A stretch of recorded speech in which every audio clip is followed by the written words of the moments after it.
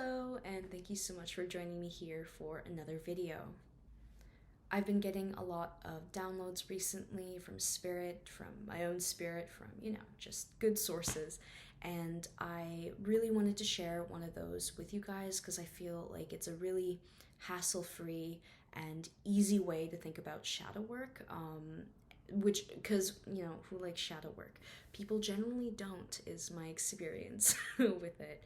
But I kind of figured out a bit of a tool or like a question or a way to check in with yourself that's like a little more low effort and less, deep and dark, and doesn't necessarily have to be shadow work, but is just a really good way to check in with yourself and keep tabs and help you be more specific about what lessons you're learning in this life.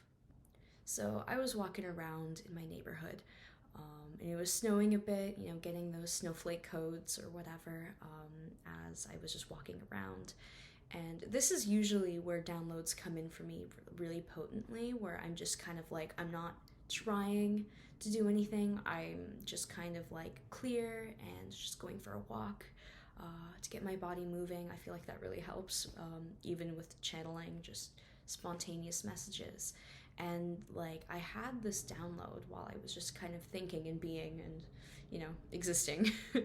And it was how to check in with yourself in a way that's more natural, I guess, than sitting there and being like, okay, my spirit, tell me what I've learned through this challenging situation, right?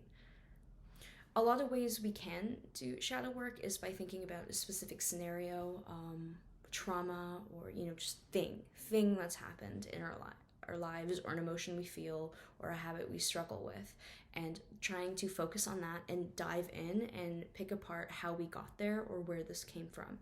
And I'm not saying that's not a good way to do that. I feel like it's definitely really important and should be part of shadow work. It's just I found like an easier way to maybe notice things that you might not otherwise. So, for instance, a great way to check in with yourself is not necessarily just focusing on the big changes that are like really dramatic, but actually throughout the process of you growing and changing, just checking in and being like, I've changed my style recently. What does that mean? For instance, if you're like me and you wear black a lot and you're like dark and dreary and whatever, and then you start wearing, suddenly you want to be really bright, really colorful. This is just what's happened to me recently.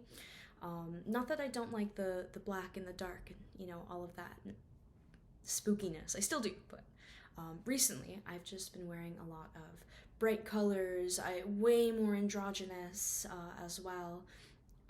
Is what I've just been attracted to. Loud colors, like very theatrical, very loud, very big, very in your face kind of style.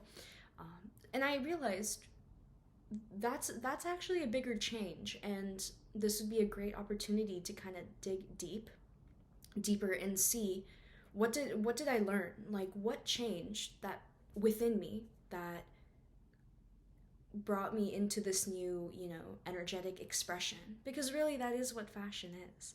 We can like a host of different styles, but maybe only we wear one kind, because that kind resonates with our spirit the most at that moment, or maybe for the rest of your life, who knows.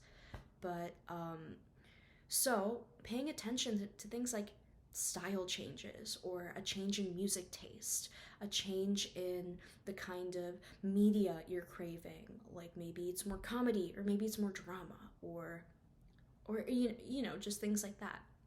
Pay attention to these little stylistic and I guess entertainment like switches, even as they happen gradually, because that can tell you a lot about how you're changing and maybe what you've learned. For me, I really, what I noticed is that this change reflects dramatically with a pattern of me essentially hiding myself, hiding my authentic expression, wanting to not be seen or be seen in a very specific way, only wanting to portray my weirdness in a way that's like cool, essentially. Now that I'm shifting, I'm still fucking, my clothes are really cool still, but now that I've switched into, again, my more androgynous style, that's still very loud and bright, I feel like that signals the death of the cycle of me hiding, because I've been on YouTube for a little bit now, and I'm on Instagram as well, doing shit on there, and it's like it is too late. It is too late for me to hide, and I'm truly, in my spirit, I finally come to a place where I am over it. I am not hiding. I'm not hiding for anything. I'm not hiding for anyone. I'm going to Walmart on the bus. I'm still not hiding. I'm still going to draw a mustache on my face and then put on like a military jacket, and just happily go out into the world like that, because that's what I'm feeling like. So really, it's a reflection of this lessons I've learned through this life, of the importance of your authentic expression and not hiding. So that's just an example. But yeah, I would like you guys to maybe try doing this yourselves, to start paying attention to what you're doing more. Not in a way that feels like a task, but just like you're listening to a different genre of music that you usually don't, but it's the only thing that's scratching an itch. Pay attention. Why is that? What about the frequency of that music is attuned to you? Why is it so attuned to you now?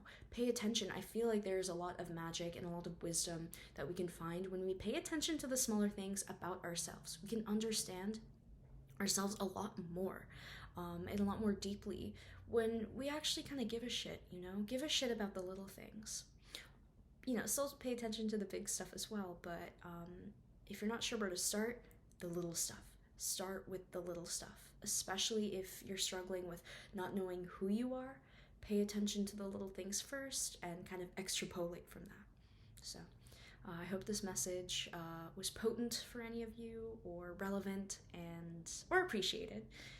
And I will see you guys in the next video. Let me know if there's anything specific you want to see, if you want to see more meditations, or longer videos, shorter videos. Let me know what you'd like. And yeah, I'll see you next week.